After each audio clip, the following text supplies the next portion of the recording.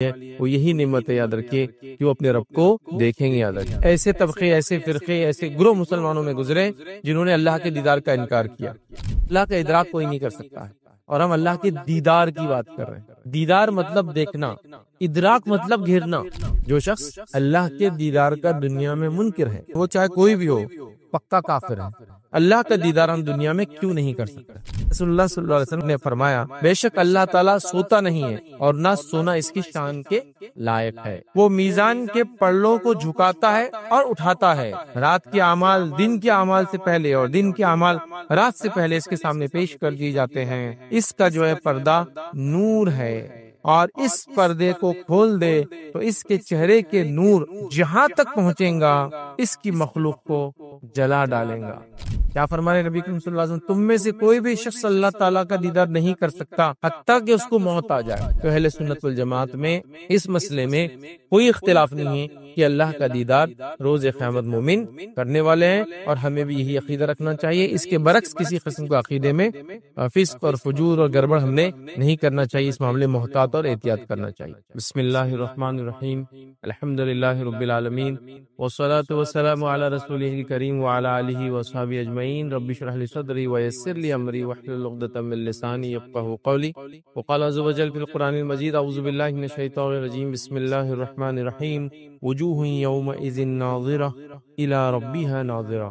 اما بعد، تمام تعریفیں اس اللہ عز و جل کے لیے لائق و زیبا ہے جو تمام جہانوں کا بنانے والا اور اسے پالنے والا ہے، اور درود و سلام اس کے آخری نبی محمد صلی اللہ علیہ وسلم پر۔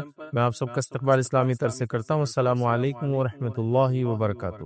الحمدللہ ہم تمام یہاں اس ہفتے واری درس کے لیے جمع ہوئے انشاءاللہ عزیز۔ اس مختصر سے وقت میں جس ٹاپک اور جس عنوان پر میں روشنی ڈالنے کی کوشش کروں گا وہ ہے دیدار الہی۔ یاد رکھیں، اور دیدار الہی کا معنی یہ ہوتا ہے کہ اللہ رب العزت کا دیدار، اللہ رب العزت کو دیکھنا۔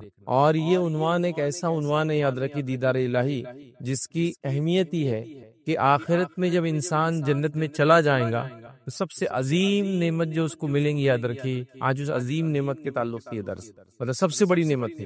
اور کافروں کو جو سب سے بڑا عذاب ملے گا، یاد رکھیے اس عذاب میں یہ ہے کہ وہ اپنے رب کو بنانے والے کو کبھی دیکھ نہیں پائیں گے۔ اور مومنوں کو سب سے بڑی نعمت جو جنت میں ملنے والی ہے وہ یہی نعمت ہے، یاد رکھیے، کہ وہ اپنے رب کو دیکھیں گے۔ یاد رکھیے، تو دیدار الہی یاد رکھیے آج کا لیکچر جو ہے یہ سب سے عظیم، سب سے بڑی نعمت ہے جو اللہ رب العزت اپنے بندوں پر اپنے فضل، اپنے جود اور اپنے کرم سے کرنے والا ہے، اور یہی جس کو کہیں گے آخرت کے اعتبار سے سب سے بڑی نعمت ہے، اور کافروں کے لیے سب سے بڑا عذاب ہے کہ وہ کبھی نہیں جان سکیں گے کہ ان کے بنانے والا، ان کا کریٹر، ان کا خالق کون ہے۔ یاد رکھیں، تو لہٰذا اللہ رب العزت کو دنیا میں تو ظاہر سی بات ہے انسان کے لیے دیکھنا ناممکن ہے، لیکن یہ نعمت جو ہے انسان کو جو ہے آخرت میں ملیں گی۔ یاد رکھیں، اس چیز کو بھی ہم کو سمجھنا ہے۔ یاد رکھیں، تو یہ آخرت کی نعمت ہے، اور اس کا وعدہ اللہ رب العزت نے ہر مومن کے، ہر متقی کے لیے کیا ہے جو جنت میں جائیں گا اور وہ پھر اپنے رب کا دیدار کریں گے۔ آئیے اس کے تعلق سے ایک حدیث دیکھتے ہیں۔ حدیث یاد رکھیں اس طرح سے کہ صحیح مسلم کی روایت، اللہ کے رسول صلی اللہ علیہ وسلم فرماتے اور کہتے ہیں، یاد رکھیے اس طرح سے حدیث یاد رکھیے، اور جو ہے صہیب رومی رضی اللہ عنہ اس کے راویوں فرماتے ہیں کہ اللہ کے رسول صلی اللہ علیہ وسلم نے فرمایا، جب جنت والے جنت میں داخل ہو جائیں گے اور اس وقت اللہ تبارک و تعالیٰ فرمائیں گا، تمہیں کوئی چیز چاہیے جو تمہیں مزید عطا کروں؟ مطلب جنت میں پوچھا جائے گا، کیا تمہیں کچھ چاہیے جو میں تمہیں اور دوں، چیز جو ہے تمہیں مزید عطا کروں؟ وہ جواب دیں گے کہ کیا تو نے ہمارے چہرے کو روشن نہیں کیا؟ تو جنتی کہیں گے، اللہ تو نے ہمارے چہرے کو کیا روشن نہیں کیا؟ کیا تو نے ہمیں جنت میں داخل نہیں کیا؟ مطلب یہ لوگ جواب دے رہے کہ اللہ تو نے ہمارے چہرے کو روشن کیا، مطلب جنتی بن گئے ہم، تو نے ہمیں جنت میں داخل کیا، اور دوزخ سے نجات نہیں دی، مطلب تو نے ہم کو دوزخ سے نجات دی۔ آپ صلی اللہ علیہ وسلم نے فرمایا، چنانچہ اس پر اللہ رب العزت جو ہے پردہ اٹھا دیں گا تو انہیں کوئی چیز ایسی عطا نہیں ہوں گی جو انہیں اپنے رب عز و جل کے دیدار سے زیادہ محبوب ہوں گی۔ جب جنتی جنت میں چلے جائیں گے، نعمتوں کا فائدہ اٹھائیں گے، تب اللہ رب العزت ایک سوال کریں گا، کیا تمہیں کچھ اور چیز چاہیے مزید؟ جنتی کہیں گے، اللہ تیرا فضل ہے، تو نے چہرے کو روشن کیا، مطلب جنتیوں میں رکھا، جنت میں ڈالا، جہنم کی نجات دیا، اب کیا باقی ہے؟ تو اللہ رب العزت پھر پردہ ہٹا دیا جائے گا اور وہ اپنے رب کو دیکھیں گے، اور اللہ کے رسول صلی اللہ علیہ وسلم فرماتے کہتے ہیں، اور اللہ رب العزت کے دیدار سے زیادہ محبوب کوئی چیز ان کو نہیں ہو، مطلب یہ سب سے محبوب چیز ہوں گی۔ یاد رکھیں، اس کا مطلب وہ جنت کی سب سے بڑی نعمت یہی ہے، اور جہنمیوں کا سب سے بڑا عذاب بھی یہی ہے جنتیوں کی سب سے بڑی نعمت یہ ہے کہ اپنے رب کو پیدا کرنے والے کو دیکھ پائیں گے، اور جہنم کا سب سے بڑا عذاب یہ ہوگا کہ اپنے خالق کو کبھی دیکھ نہیں پائیں گے. یاد رکھیے تو یہ بڑی اہم چیز ہے. اور اس کے بعد اللہ کے رسول صلی اللہ علیہ وسلم نے سورہ یونس کی آیت نمبر 26 کا ایک حصہ تلاوت کیا اور فرمایا اور کہا للذین احسنوا الحسنى وزیادہ. اللہ کے رسول نے یہ آیت کا حصہ پڑھا اور فرمایا، جس کا ترجمہ یہ ہے جن لوگوں نے بھلائی کی ان کے لیے خوبصورت جزا ہے، مطلب خوبصورت بدلہ ہے، اور مزید ان کے لیے ہے. اور مزید ان کے لیے کا ترجمہ یہ اس کا معنی اور مفہوم مفسرین نے اور محدثین نے لیا، مزید ان کے لیے مطلب دیدار الہی. جو انہوں نے کیا اس کا خوبصورت بدلہ ہے، اور جو انہوں نے کیا اس کا مزید اضافہ ملے گا، مزید اضافے میں دیدار الہی. اور وہ حدیث صحیح مسلم کی اس میں ہم نے دیکھ چکے کہ نعمت ملیں گی، اللہ سوال کریں گا، پھر اپنا دیدار کروائیں گا، اور یہ سب سے بڑی نعمت ہوں گے. دیکھو یہ زیادہ ہے، جنت میں جانا یہی سب سے بڑی نعمت تھی کہ انسان کے لیے، مطلب جہنم سے نجات، اور زیادہ ان کو دیا جائے گا. اور زیادہ سے مراد اللہ رب العزت کا دیدار ہے. یاد رکھے تو لہٰذا اللہ رب العزت کا دیدار یاد رکھے، یہ بڑی عظیم نعمت ہے. اس عظیم نعمت کو حاصل کرنے کے لیے انسان کو جد و جہد اور کوشش کرنا پڑیں گی. سب سے پہلے تو ایمان لانا پڑے گا، چاہے وہ جس درجے کا بھی ہو، کیونکہ ایمان والا ہی جنت میں جائے گا. مشرک اور کافر جنت میں کبھی نہیں داخل ہوں گے. جب کبھی داخل نہیں ہوں گے تو کبھی رب کو دیکھ بھی نہیں پائیں گے. یاد رکھے تو لہٰذا یہ کنڈیشن ہے. بہرحال آج ہمارا ٹاپک یہ نہیں ہے کہ کون کون سے اعمال کی وجہ سے دیدار الہی ہو سکتا ہے، لیکن بیسک کرائٹیریا اور کنڈیشن تو یہ ہے کہ ایمان والا کفر کی حالت میں نہ مرے، اور پھر وہ اعمال کرے جن اعمالوں کے ذریعے انسان جنت میں جاتا ہے، ان اعمال سے بچے جس سے جہنم میں جاتا ہے. اور پھر خواہش رکھے دیدار کرنے کی اللہ کے، یہ تمام چیزیں مل کر پھر ایک مومن بندہ اللہ کا دیدار کرے گا. ٹھیک ہے، تو لہٰذا یہ ہم نے دیکھا. اب آئیے دیدار الہی کے تعلق سے کچھ باتیں ہم دیکھتے ہیں حدیث کے جو قرآن میں اور سنت میں جو ملتی ہے، اور ساتھ میں جو ہے آج کے ٹاپک کو ہم دو حصوں میں تبدیل کریں گے یا دو حصوں میں بانٹیں گے. پہلا دیدار الہی کے تعلق سے ہم دیکھیں گے کہ قیامت کے دن اللہ کا دیدار برحق ہے، یہ ہونے والا ہے. اور دوسرا ٹاپک دیکھیں گے کہ دنیا میں اللہ کو ہم کیوں نہیں دیکھ سکتے، یا دنیا میں اللہ کو کیوں کوئی نہیں دیکھ سکا.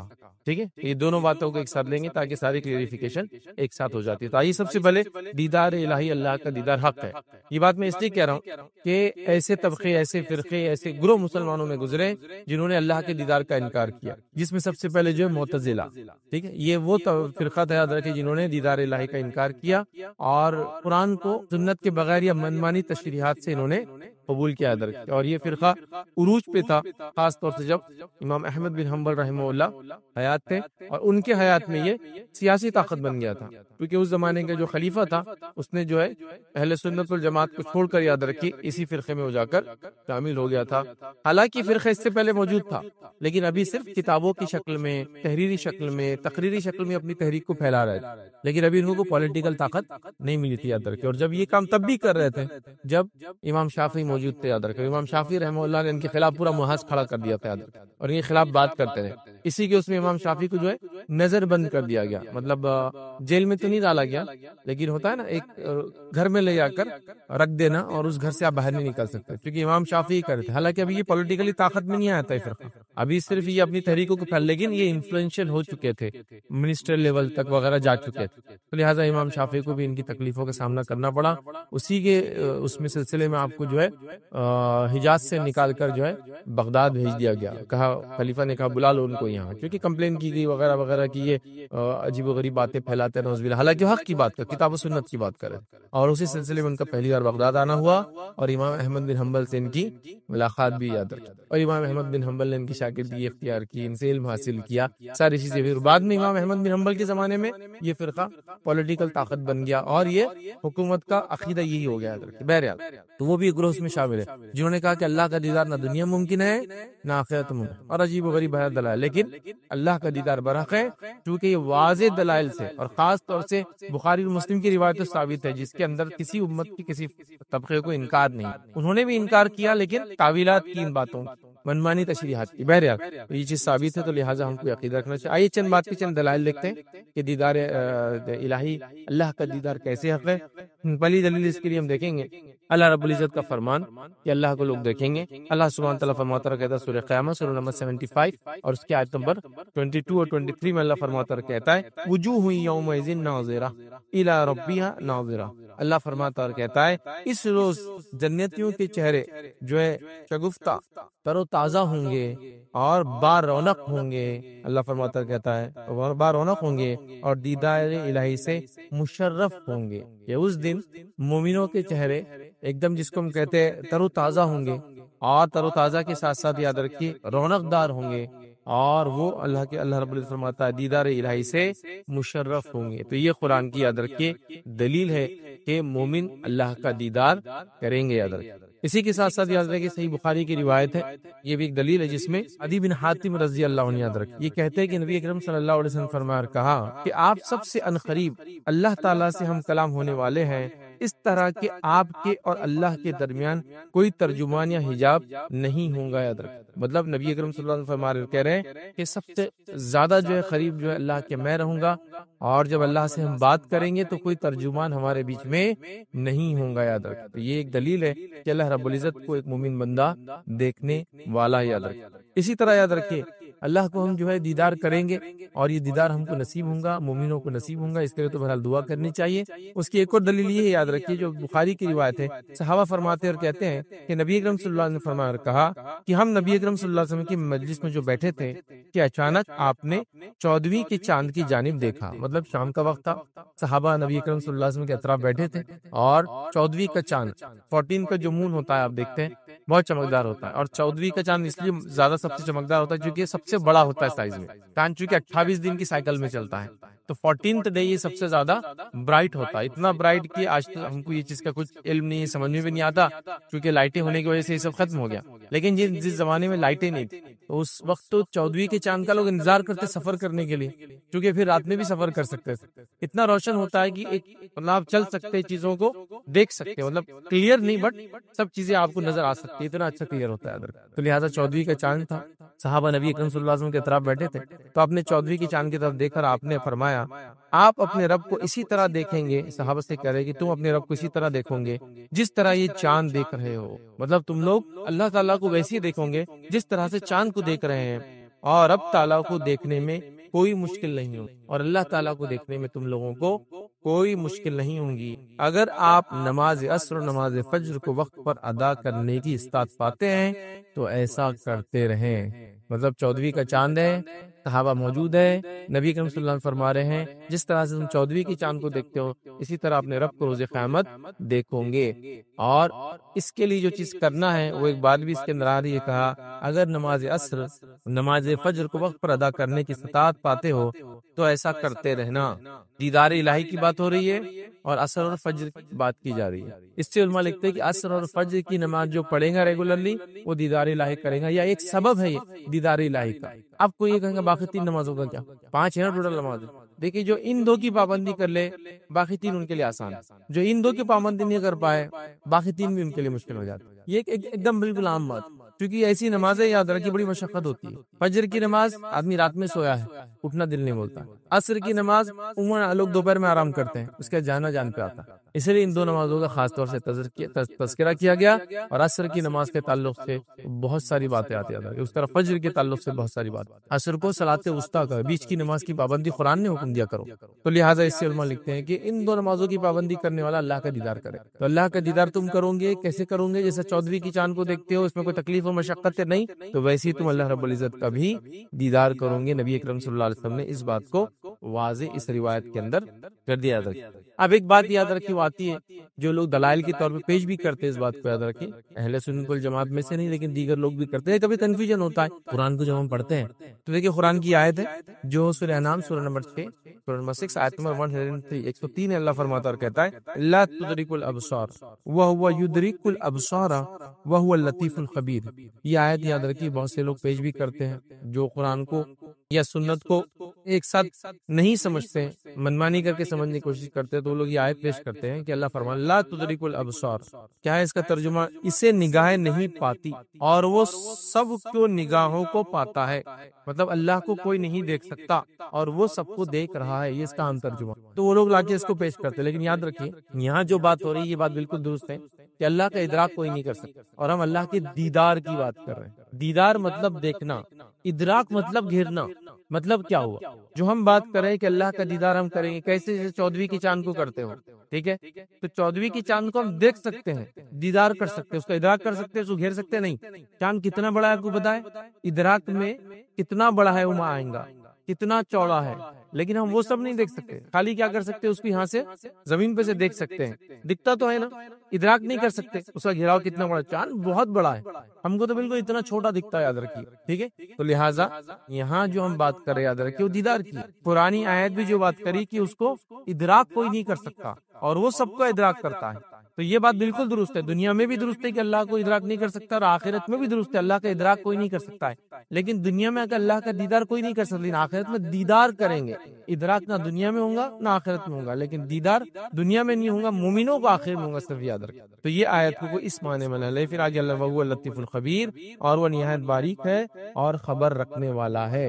تو لہٰذا اگر کوئی یہ دلیل دے کہ بھائی اس میں تو پتہ چل رہا ہے ادراک نہیں ہوگا, تو ہاں ہم بھی بولتے ہیں ادراک نہیں ہوگا, کوئی نظر اس کا ادراک نہیں کر سکتی, وہ ساری نظروں کا ادراک کر سکتا ہے لیکن اس کو دیکھ سکیں گے آخرت میں, ادراک تو نہیں کر سکیں گے. سورج ہے, ایک روایت میں اللہ کے رسول فرمائے کہ جیسے تم سورج کو دیکھ سکتے ہو دن میں, کوئی تکلیف ہوتی ہے, سورج کو دیکھ سکتے آپ لیکن زیادہ دیر تک نہیں, چاند کو زیادہ دیر تک دیکھ سکتے, لیکن کیا سورج کا ادراک کر سکتے؟ اف اتنا بڑا ہے وہ, ہماری دنیا سے کتنا بڑا ہے, کئی ہزاروں دنیا اس میں سما سکتی ہے نا, تو ہم دیکھ سکتے لیکن ادراک نہیں کر سکتے. تو لہٰذا یہاں ادراک کی بات ہو رہی ہے, اور ہم بات کریں دیدار کی, تو دیدار تو آخرت میں ہوگا لیکن ادراک تو وہاں بھی نہیں کر پائیں گے, ہے نا. جیسا چاند کو ہم یہاں سے دیکھ سکتے ہیں کتنا بڑا ہے, کتنا چوڑا ہے, حقیقی روشنی ہو تو اس پہ جا کے پتہ چلیں گے, وہ کبھی نہیں کر سکتے. ٹھیک ہے, تو اس بات کو بھی ہم کو سمجھنے کی ضرورت ہے. تو کوئی اگر یہ دلیل دے تو اس کو ہم اس طرح سے سمجھتے ہیں. اس طرح صحیح بخاری کی روایت, اس میں اللہ کے رسول صلی اللہ علیہ وسلم نے دیدار کے بارے میں بیان کیا, فرمایا آپ اپنے رب کو جو ہے روبرو دیکھو گے. صحابہ سے کہا کہ تم اپنے رب کو روبرو سمجھتے, اور روبرو کی جب بات آتی ہے یاد رکھیے تو آمنے سامنے ہونا ضروری ہوتا ہے, اور آمنے سامنے روبرو اس کو بولتے ہیں جو دکھتا ہے, ورنہ کیا بولتے ہیں پردہ پوش, پردے کے پیچھے سے. روبرو کب بولیں گے؟ جب میں آپ کو دیکھ سکتا ہوں اور آپ مجھے دیکھ سکتے. جیسے کسی نے پوچھا آپ فلاں جگہ گئے تھے, ہاں انہوں نے بات کی کہ آپ سے روبرو کی, آپ بولے کہ نہیں وہ تو پردے کے آڑ میں تھے, نہیں دیوار کے وجہ سے کیے, نہیں فون پہ کیے, نہیں میسج بھیجے تھے. روبرو کا معنی تھا سامنے. تو اللہ کے رسول فرماتے بخاری میں تم روبرو ہوں گے, اور روبرو میں دیکھنے کا معاملہ ہوتا ہے, یاد رکھیں. اسی طرح یاد رکھیے ایک اور دلیل جو ہمیں ملتی ہے کہ اللہ رب العزت کا ہم دیدار کریں گے, یاد رکھیے وہ اس طرح سے, یاد رکھیے جو ابو ہریرہ اس کو روایت کرتے رضی اللہ عنہ, اور صحیح بخاری کی روایت. آپ نے فرمایا کہا کہ صحابہ نے عرض کیا, اے اللہ کے رسول کیا روز قیامت ہم اللہ تعالیٰ کو دیکھیں گے؟ اب ظاہر سی بات ہے صحابہ کے سوال جو دیکھیں گے کس معنی میں ہوگا, دل کی آنکھوں سے دیکھیں گے, محسوس کریں گے. دیکھیں گے سے مراد یہ ہے کہ محسوس تو یہاں بھی کریں نا اللہ کی خشیت, ڈر وغیرہ سب, لیکن دیکھیں گے کیا ہم دیکھیں گے؟ فرمایا اگر مطلع صاف ہو تو کیا آپ سورج کو دیکھ سکتے ہیں؟ مطلب اگر ابد نہ ہو تو کیا تم لوگ سورج کو دیکھ سکتے ہو اور اس میں کوئی دقت محسوس کرتے ہو؟ صحابہ نے عرض کیا نہیں. پھر نبی اکرم صلی اللہ علیہ وسلم نے فرمایا کہ اگر مطلع صاف ہو, مطلب بادل وغیرہ نہ ہو آسمان میں, تو کیا تم 14ویں کی رات میں چاند کو دیکھ سکتے ہو؟ صحابہ نے کہا بغیر مشقت کی, ہاں بالکل ہم دیکھ سکتے ہیں, بغیر مشقت دیکھ سکتے ہیں. تو رسول اکرم صلی اللہ علیہ وسلم نے فرمایا کہ آپ اللہ کو بھی روز قیامت اسی طرح دیکھو گے, تو تم لوگ اللہ تعالیٰ کو بھی روز قیامت اسی طرح دیکھو گے, ادراک نہیں کر پائیں گے لیکن دیدار ہوں گا, یاد رکھیے. اور اللہ کا دیدار یہ سب سے بڑی دلیل ہے. اب آئیے اللہ کے دیدار کے تعلق سے یہ برق ہے, چھوٹا سا واقعہ سناتا ہوں. امام احمد بن حنبل رحمہ اللہ کے زمانے میں, کیونکہ ان کے زمانے میں تو یہ فتنہ بڑا عام ہو گیا تھا کہ اللہ کا دیدار نہیں ہوگا, تو ایک شخص کے تعلق سے آپ کو بتایا گیا کہ وہ یہ کہتا ہے کہ قیامت کے دن اللہ کا دیدار نہیں ہوگا. دنیا میں تو نہیں ہوگا یہ بات تو ہے, لیکن قیامت دن بھی نہیں ہوگا. تو امام احمد بن حنبل اس کو جواب دیتے اور کہتے ہیں جو قیامت کے اللہ کے دیدار کا منکر ہو وہ چاہے کوئی بھی ہو پکا کافر ہے. جو شخص اللہ کے دیدار کا دنیا میں منکر ہے, کیا فرمانا, چاہے کوئی بھی ہو, کیونکہ اس زمانے میں کیا ہوگا معلوم ہے آپ کو, خلافت کے لیول تک لوگ بگڑ چکے تھے, اور خاص طور سے جو ہے معتزلہ فرقہ بالکل طاقت میں آ چکا تھا, بلکہ وہ اب حکومت میں آ چکے تھے, یاد رکھیں. اور امام احمد بن حنبل میں بڑے ظلم ڈھائے, انہوں نے بڑے ظلم ڈھائے, اتنا کی روایتوں میں آتا ہے کہ آپ کو قید میں ڈال دیا گیا اور پبلکلی اتنے کوڑے مارے جاتے لا کر آخر میں, لیکن پبلک پریشر آیا, لوگوں نے دیکھا اور برداشت نہیں کر پائے, تھوڑی آواز اٹھا لی, عوام کہیں باغی نہ ہو جائے, تو بہرحال آپ کو چھوڑ دیا گیا, لیکن آپ پہ کڑی نظر رکھی جاتی تھی, جیسا اس سے پہلے امام شافعی کے ساتھ کیا گیا تھا, انہی کے دور میں, ابتدائی دور میں ان کی زندگی کی, جب وہ امام شافعی کے خلاف بھی ایسی کمپلینس ڈالی انہوں نے, لیکن ابھی وہ حکومت میں سیاست کے لیول پہ آ چکے تھے, لیکن خلافت کے لیول پر نہیں, لیکن اب تو خلیفہ ہو چکے تھے. تو آپ کیا فرما رہے ہیں, جو قیامت کے دن اللہ کے دیدار کا منکر ہو, چاہے کوئی بھی ہو سکتا ہے, وہ پکا کافر ہے. پھر آگے کہتے ہیں اس پر اللہ کی لعنت اور غضب ہے. پھر آگے فرماتے ہیں کہ اللہ نے یہ نہیں فرمایا, کہ اللہ نے یہ نہیں فرمایا, کیا فرمایا, جو ہم نے ابھی بھرا سورہ قیامہ کی آیت دیکھیں, اس کا ترجمہ ہے اس روز کچھ چہرے تر و تازہ ہوں گے, اور رونق دار ہوں گے، اپنے رب کی طرف دیکھ رہے ہوں گے۔ کہا یہ نہیں دیکھا قرآن کیا ہے؟ پھر آگے فرمایا اور اللہ تعالیٰ خبردار ہو جاؤ کہ اللہ تعالیٰ کی یہ بات تم نے نہیں سنی۔ کون سی بات؟ قیامت کے دن یہ لوگ دیدار الہی سے محروم کر دی جائیں گے۔ اور یہ کس کے تعلق سے بات ہے؟ دیدار الہی سے محروم کر دی جائیں گے، یہ کافروں کے تعلق سے بات ہے، یاد رکھیں کافر دیدار الہی سے محروم کر دی جائیں گے۔ اور یہ آیت ہے قرآن کی سورہ مطففین سورہ نمبر 83 اور اس کی آیت نمبر 15 ہے، جس میں جو آیت اس طرح سے کلا انہم عن ربہم یومئذ لمحجوبون، اللہ فرماتا اور کہتا ہے کہ خبردار روز قیامت یہ لوگ دیدار الہی سے محروم کر دیے جائیں گے۔ آپ نے فرمایا جو شخص یہ کہے کہ اللہ کا دیدار قیامت دن نہیں ہوگا، وہ سب سے پہلے تو کافر ہے۔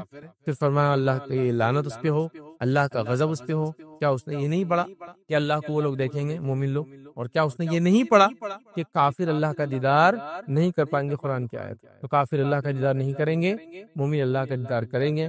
تو آپ نے ایسے شخص کو کافر قرار دیا ہے، تو لہٰذا دیدار الہی حق ہے اور یہ بہت عظیم نعمت ہے، یاد رکھیں۔ آئیے آگے بڑھتے ہیں، اسی طرح ایک اور واقعہ آتا ہے، یاد رکھیے واقعے کو بھی دیکھتے ہیں۔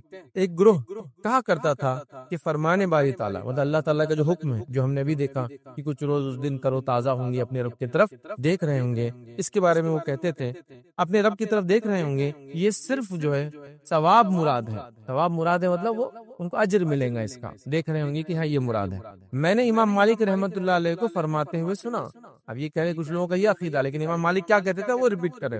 امام مالک کو یہ فرماتے ہوئے سنا کہ یہ جھوٹ اللہ کے اس فرمان کا کیا جواب دیں گے؟ مطلب یہ جو جھوٹے لوگ ہیں وہ اللہ کے اس فرمان کا کیا جواب دیں گے؟ کون سا فرمان؟ سورہ مطففین سورہ نمبر 83 آیت نمبر 15 83 کا 15 کون سی آیت ہے؟ وہی خبردار قیامت کے دن یہ لوگ دیدار الہی سے محروم کر دیے جائیں گے۔ تو جب امام مالک کے پاس یہ بات پہنچی، کیونکہ کچھ لوگ یہ کہتے ہیں کہ دیدار الہی روز قیامت نہیں ہوگا، تو امام مالک کہہ رہے ہیں کہ وہ لوگ جھوٹے ہیں، اور اس کا کیا جواب دیں گے جس آیت میں اللہ فرما رہا ہے قیامت دن کافر اللہ کو نہیں دیکھ پائیں گے۔ جب کافر اللہ کو نہیں دیکھ پائیں گے تو اس کا الٹ کیا ہوگا؟ مومن اللہ کو دیکھ پائیں۔ ٹھیک ہے، تو آپ نے بھی یہ دلیل رکھی، اور یہ وہی دلیل ہے جو امام احمد بن حنبل نے بھی یاد رکھی، اپنے دور میں رکھی۔ تو اہل سنت والجماعت میں اس مسئلے میں کوئی اختلاف نہیں ہے کہ اللہ کا دیدار روز قیامت مومن کرنے والے ہیں، اور ہمیں بھی یہی عقیدہ رکھنا چاہیے۔ اس کے برعکس کسی قسم کو عقیدے میں فسق اور فجور اور گڑبڑ ہم نے نہیں کرنا چاہیے، اس معاملے میں محتاط اور احتیاط کرنا چاہیے۔ تو یہ ہمارا فرسٹ پارٹ تھا کہ دیدار الہی برحق ہے۔ اب آئیے سیکنڈ پارٹ کی طرف بڑھتے ہیں، اللہ کا دیدار ہم دنیا میں کیوں نہیں کر سکتے، کہ کیا وجوہات ہے کہ اللہ کا دیدار ہم دنیا میں نہیں کر سکتے۔ ٹھیک ہے، تو اس کے تعلق سے کچھ باتیں دیکھتے ہیں کہ ہم دنیا میں اللہ کا دیدار کیوں نہیں کر سکتے۔ یاد رکھیں، دیکھیے دنیا میں اللہ کا دیدار سیدھے دیکھنا جس طرح سے قیامت دن دیکھیں گے شخصی طور سے، یہ ممکن نہیں، لیکن اگر مانوی طور سے خواب کے اعتبار سے لیا جائے تو ایک الگ بات ہے۔ جیسے اللہ کے رسول صلی اللہ علیہ وسلم کی وہی حدیث بڑی مشہور ہے، تم اللہ کی عبادت ایسے کرو جیسے کہ اللہ کو دیکھ رہے ہو، ہے نا، احسان اس کو بولتے ہیں۔ وہ حدیث جبرائیل ایمان اسلام اور احسان جس میں، اور اگر ایسا نہیں سمجھتے ہو، مطلب ایسا نہیں کر سکتے ہو، تو یہ جان لو اللہ تمہیں دیکھ رہا ہے۔ تو یہ مانوی طور سے ہوا، مطلب ایسی خالص عبادت اللہ کے لیے کہ اللہ کو میں دیکھ رہا ہوں جیسے، ورنہ یہ جان لے کہ اللہ ہمیں دیکھ رہا ہے، یہ ہو گیا۔ خواب کی طور پہ ہو سکتا ہے، نبی اکرم صلی اللہ علیہ وسلم نے خواب دیکھا، آپ نے روایت میں فرمایا کہ کل رات میں نے خواب میں اپنے رب کو دیکھا، تو اللہ تعالیٰ کو اللہ کے رسول صلی اللہ علیہ وسلم نے خواب میں دیکھا، اور میرے رب نے میرے سینے کو چھوا، اور میں نے اپنے رب کی انگلیوں کی ٹھنڈک اپنے سینے پر محسوس۔ اس سے پتہ چلا خواب میں اللہ کو اللہ کے رسول صلی اللہ علیہ وسلم دیکھا، تو خواب کا معاملہ ہو، دنیا میں نہیں دیکھ سکتا کوئی۔ دوسرا پتہ چلا کہ اللہ رب العزت کے انگلیاں ہیں، اور اس کی ٹھنڈک جو ہے اللہ کے رسول فرمایا میں نے اپنے سینے پر اور اپنے ہاتھ رکھا تو میں نے اس کو محسوس کی۔ لیکن کیا ہمارے ایسی 5 انگلیاں ہیں؟ ہم نہیں جانتے۔ حدیث میں یہ بات تو ہے کہ اللہ تعالیٰ کو 2 ہاتھ ہیں، دونوں ہاتھ لیکن سیدھے ہیں، کیسے ہم نہیں جانتے۔ قرآن میں خود اللہ نے فرمایا کہ اے شیطان تو نے آدم کے سامنے سجدہ کیوں نہیں کیا جس کو میں نے اپنے دونوں ہاتھ سے بنایا؟ تو اللہ کو 2 ہاتھ ہیں، حدیث میں آتا دونوں رائٹ ہینڈ ہیں، یہاں انگلیوں کا تذکرہ آ گیا ہے نا۔ تو بہرحال تو یہ خواب اور معنی کے اعتبار سے، لیکن حقیقی طور سے یاد رکھیں دنیا میں اللہ کو کوئی نہیں دیکھ سکتا ہے، آخرت میں ہم لوگ جو ہے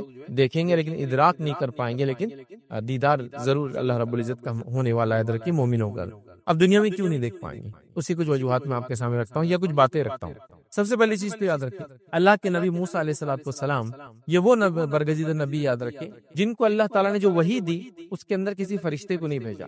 آپ کو سیدھے وحی دی جاتی تھی اور آپ نے آ کر بنی اسرائیل کے سامنے سیدھے اپنی بات رکھی. تو موسیٰ علیہ السلام سے اللہ نے سیدھے کلام کیا, جس سے آپ کا لقب پڑا کلیم اللہ. اللہ نے جن سے ڈائریکٹ کلام کیا. ٹھیک ہے, اللہ رب قرآن میں فرماتا کہتا ہے سورہ قصص آیت نمبر 30 میں اللہ فرماتا کہتا ہے پھر جب وہ وہاں پہنچا تو وادی کے داہنے کنارے سے برکت والے خطے میں درخت سے پکارا گیا, اے موسیٰ میں ہی اللہ ہوں اور تمام مخلوقات کا میں ہی حاجت روا ہوں. تو اللہ رب العزت موسیٰ علیہ السلام کو بلایا, موسیٰ علیہ السلام گئے. ٹھیک ہے, اس کے بعد موسیٰ علیہ السلام سے اللہ نے کلام کیا. کلام کیسے کیا کہ ایک جگہ بلایا گیا, ایک جھاڑ کے پیچھے سے آواز آئی, لیکن موسیٰ علیہ السلام تب بھی اللہ رب العزت کو دیکھا نہیں, چونکہ ممکن نہیں تھا. آج اللہ فرماتا اور کہتا ہے اور جب کتاب تورات دینے کے لیے اللہ رب العزت نے موسیٰ علیہ السلام کو بلایا تو موسیٰ علیہ السلام نے کیا کہا, ربی ارینی انظر الیک. موسیٰ علیہ السلام گئے اللہ کے پاس اور کہا, اے میرے رب مجھے اپنے آپ کو دکھا دے, میں تجھ کو دیکھوں. پہلے جب آپ کو نبوت ملی جب اللہ کو دیکھا نہیں آپ نے, لیکن بعد میں وقتاً فوقتاً اللہ سے آپ کی بات ہوتے رہی. اب جب توریت لینے آپ گئے تو آپ نے ایک خواہش رکھی, اے اللہ میں تجھے دیکھنا چاہتا ہوں. ٹھیک ہے, اور موسیٰ علیہ السلام ہی وہ نبی ہے جو یہ کہہ سکتے تھے, وجہ یہ ڈائریکٹ اللہ سے بات کر رہے تھے. خواہش تو ہوں گی نا, جس سے میں ڈائریکٹ بات کر رہا ہوں اس کو دیکھوں, تو آپ نے اظہار کر دیا. اللہ رب العزت نے فرمایا, کہا اللہ تعالیٰ نے فرمایا تم مجھ کو ہرگز نہیں دیکھ سکتے, البتہ پہاڑ کی طرف دیکھو, اگر وہ اپنی جگہ پر قائم رہ جائے تو تم مجھ کو بھی دیکھ سکو گے. پھر جب ان کے رب نے پہاڑ پر اپنی تجلی ڈالی تو اس کو ریزہ یہ پہاڑ ہو گیا اور موسیٰ علیہ السلام بے ہوش ہو کر گر پڑے. جب موسیٰ علیہ السلام کو خواہش ہوئی کہ میں اللہ کو دیکھوں, توریت لینے جا رہا ہوں, اللہ نے کہا ٹھیک ہے پہلے اس پہاڑ کو دیکھو. اگر اس پہاڑ کو تم دیکھ پائے, مطلب اللہ کی تجلی جب اس پہ پڑیں گی, اس سے جو روشنی, چونکہ اللہ نور ہے, پڑیں گی, اگر تم اس کو دیکھ پائے اس حالت کو تم مجھے دیکھ پاؤ. جب اللہ کی تجلی اس پہاڑ پر پڑی, پہاڑ ریزہ ہو گیا, ذرات میں تبدیل ہو کے اڑ گیا. موسیٰ علیہ السلام اس حالت کو دیکھ کر, اس روشنی کو دیکھ کر, اس نور کو دیکھ کر بے ہوشی کے, پھر ابھی اللہ کو نہیں دیکھا, صرف ابھی وہ روشنی نور ہے اللہ کے آگے. اس کے نتیجے میں پہاڑ ریزہ ہو گیا, موسیٰ علیہ السلام بے ہوش ہو گئے. پھر جب اٹھے تو اللہ سے معافی مانگ لی کہ اللہ مجھ سے غلطی ہوئی کہ میں نے ایسی چیز کا ڈیمانڈ کیا. پھر جب آپ کو ہوش آیا تو آپ نے فرمایا تو پاک ہے, میں تیری طرف توبہ کیا کرتا ہوں اور میں سب سے پہلے اس حقیقت پر ایمان لانے والا ہوں. ٹھیک ہے, مطلب اللہ کو کوئی دیکھ نہیں سکتا, میں اس حقیقت پر سب سے پہلے ایمان لانے والا ہوں. تو یہاں موسیٰ علیہ السلام نے پھر توبہ کی کہ اللہ سے ایک ڈیمانڈ کیا, لیکن وہ صحیح نہیں تھا.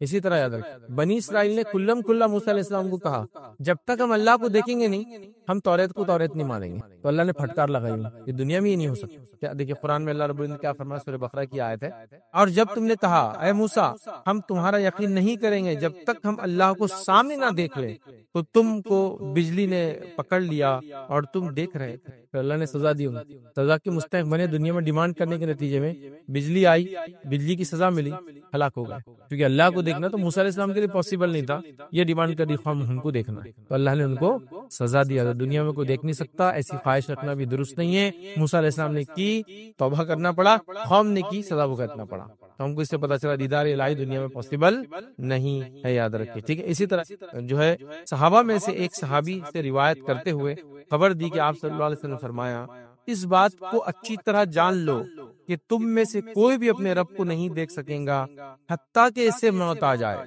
کیا فرمانے نبی کریم صلی اللہ علیہ وسلم, تم میں سے کوئی بھی شخص اللہ تعالیٰ کا دیدار نہیں کر سکتا حتیٰ کہ اس کو موت آ جائے. مطلب موت کے بعد تو اللہ کا دیدار ہو سکتا ہے, جیتے جی دنیا میں دنیا کی آنکھوں سے اللہ کا دیدار پاسبل نہیں ہے, موت کے بعد ہی ہوگا. تو لہٰذا اللہ کا دیدار موت کے بعد ہو سکتا ہے, دنیا میں نہیں ہو سکتا. اس لیے اللہ کا دیدار ہم دنیا میں نہیں کر سکتے, یہ موت کے بعد ہوگا.